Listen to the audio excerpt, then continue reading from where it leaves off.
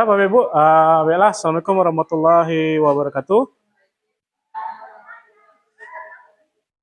Alhamdulillah, alhamdulillah rabbil alamin, salatu wassalamu ala asyrofil anbiya wal mursalin wa ala alihi washabihi rasulillah ajmain. Pertama-tama marilah kita mengucapkan puji syukur kehadirat Allah Subhanahu wa taala karena kita masih diberikan rahmat dan karunia sehingga Bapak Ibu di sini bisa melihat presentasi saya mengenai tugas atau asesmen dalam melengkapi asesmen untuk kegiatan pensif atau pendidikan inklusif tahap mahir ini di tema 2 topik 3. Jadi salawat beriring salam tidak lupa kita berikan kepada Nabi besar kita Nabi Muhammad SAW dengan ucapan Allahumma shalli ala sayyidina Muhammad wa sayyidina Muhammad. Jadi presentasi saya hari ini mengenai penanganan peserta didik dengan perilaku ODD dalam pendidikan inklusif. Ya, jadi presentasi ini bertujuan untuk membahas strategi berbasis bukti untuk guru dan sekolah. Latar belakang masalah.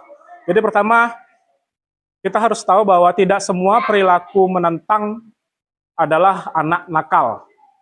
Ya, kita kan sering melihat ya, di istilahnya kita di sekolah, ketika kita melihat anak nakal itu otomatis dicap langsung, dijudge langsung bahwa anak ini anak nakal, tidak bisa kita urus, tidak bisa kita didik. Tapi ternyata anak nakal tersebut belum tentu dia memang benar-benar nakal. Ada juga beberapa kita bisa bilang penyakit ya, bukan penyakit tapi disorder. Salah satunya adalah ODD, Oppositional Defiant Disorder. ODD ini adalah perilaku anak yang menentang, tidak mau mengikuti peraturan, tidak bisa diberikan instruksi, ya mudah marah, mudah tersinggung, membantah, selalu menolak aturan-aturan yang sudah kita tetapkan di dalam kelas. Ini bukan keinginan anak tersebut, tapi memang naluriah atau istilahnya memang dia tidak bisa kendalikan. Sama seperti halnya anak-anak dengan ADHD, atau anak hiperaktif, atau anak autis. Ya, itu bukan keinginan mereka, tapi itu sudah bawaan mereka dari lahir.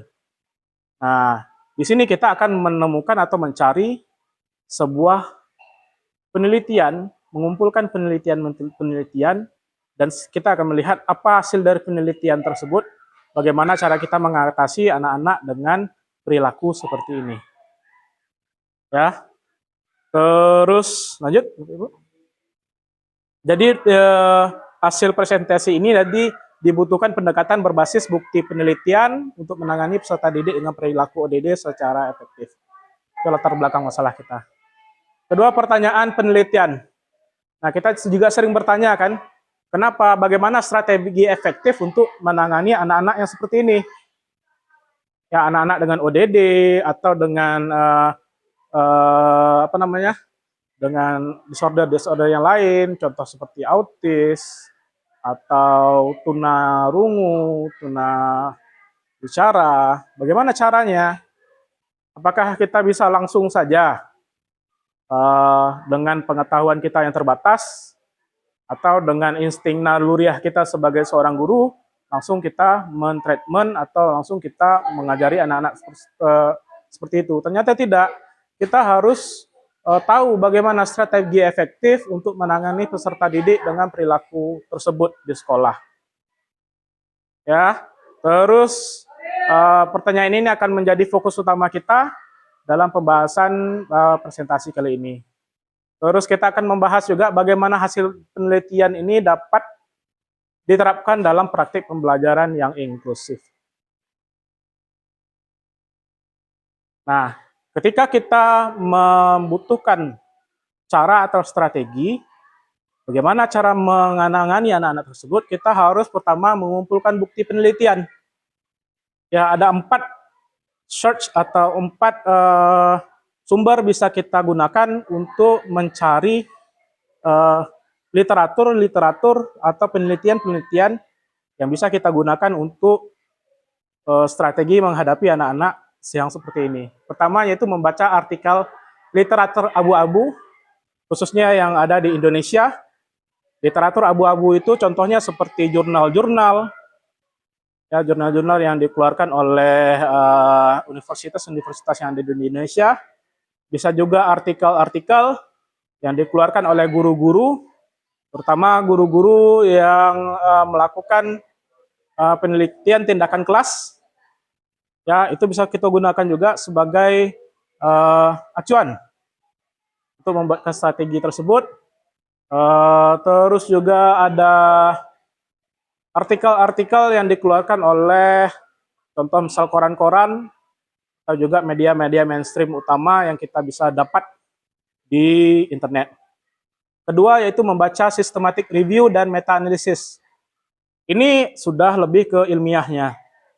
Ya, systematic review dan meta-analisis itu adalah kumpulan-kumpulan dari penelitian-penelitian yang digabungkan untuk menemukan atau memberikan sebuah solusi untuk mendapatkan bukti berbasis data yang kuat dan terpercaya. Biasanya kalau systematic review itu dia sudah mengkompilasi. Ya, contohnya kalau kita di sini tentang anak yang mengidap ODD atau perilaku ODD, dikompilasinya dari seluruh artikel-artikel yang ada dijadikan sebuah penelitian yang baru.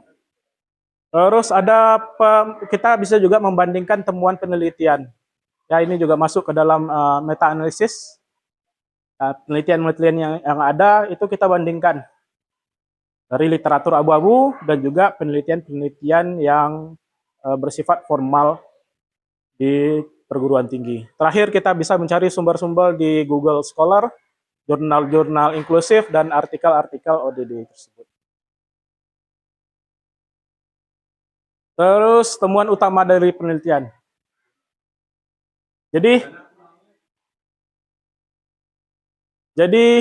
dari penelitian atau pencarian singkat saya menemukan beberapa jurnal, pertama membahas tentang ODD tersebut yang ada di Indonesia.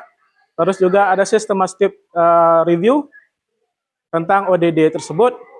Saya menyimpulkan ada 4 ya temuan utama dari penelitian tersebut. Pertama yaitu hukuman keras itu justru memperburuk perilaku. Jadi Bapak Ibu, ketika kita menghadapi anak ODD, kalau kita memberikan dia hukuman yang keras, itu tidak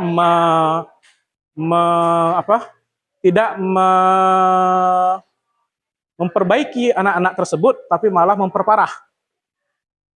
Ya, Bapak Ibu mungkin ingat anak kita kelas 7 itu ada satu orang yang perilakunya seperti ini. Dia mudah marah, dia tidak bisa mengikuti instruksi, tidak mau mengikuti instruksi, selalu melawan. Ketika kita beri perintah, dia tidak akan mengerjakan, bahkan dia menantang. Ya, nah anak-anak seperti ini itu tidak bisa kita berikan hukuman yang keras. Ketika kita berikan hukuman, kalau anak-anak yang lain mungkin dia akan mengerti, oh bahwa dia dihukum, oh kalau dia dihukum dia akan mendapatkan masalah dan segala macamnya, dan besoknya dia akan tidak akan mengulangi. Tapi anak-anak seperti ini dia tidak. Struktur sosialnya atau cara berpikirnya berbeda. Ketika diberikan hukuman, dia bahkan malah berbuat lebih feedbacknya itu lebih parah lagi. Ya, bahkan mungkin bisa berteriak atau bahkan mungkin bisa mengajak berkelahi dengan teman-teman yang lain, bahkan mengganggu. Nah, anak-anak seperti ini tidak bisa diberikan hukuman yang keras. Ya, kedua yaitu hubungan positif guru dan murid itu sangat penting. Anak-anak seperti ini biasanya mereka itu bermasalah di rumah. Anak-anak yang broken home, anak-anak yang tidak mendapatkan kasih sayang di rumah, sering terlantarkan. Ya, kalau dari pengamatan saya tentang anak yang di kelas 7 tersebut, dia keluarganya broken home, ibunya baru meninggal, ayahnya tidak istilahnya tidak mengurusnya secara penuh. Baru 2-3 tahun ini ayahnya mulai dekat lagi dengan anak tersebut. Jadi dia sudah tidak mendapatkan figur ayah, pun figur ibunya sudah tidak ada. Jadi tidak ada lagi orang yang ditakutinya di rumah, tidak ada yang diseganinya di rumah. Nah, inilah yang memicu anak-anak berperilaku ODD tersebut.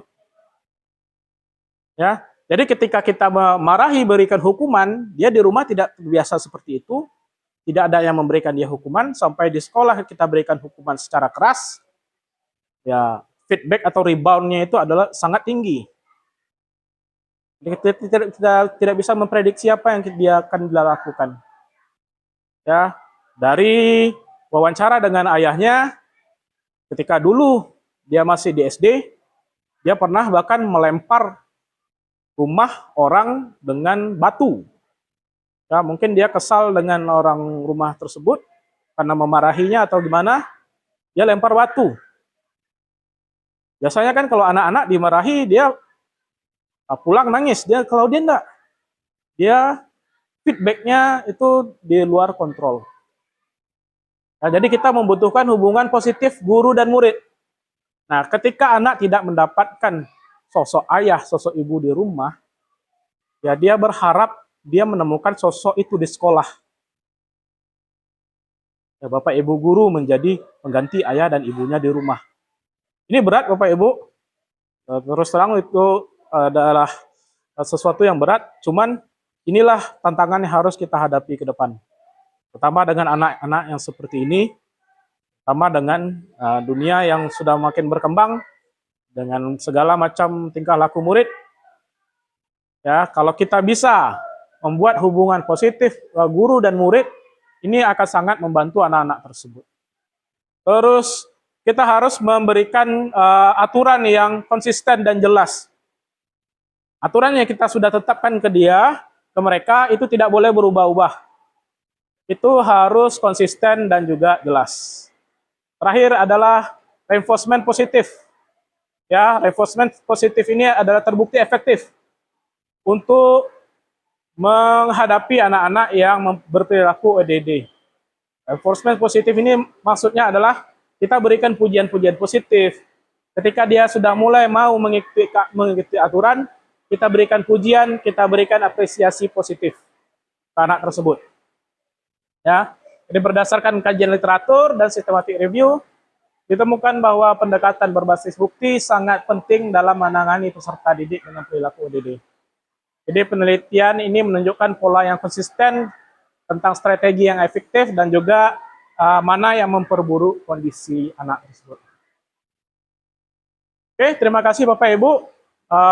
Jika ada pertanyaan nanti kita langsung diskusikan. Dan juga Bapak Ibu sudah mendapatkan form umpan balik. Silakan diisi, nanti dikumpulkan. Terima kasih. Wassalamualaikum warahmatullahi wabarakatuh.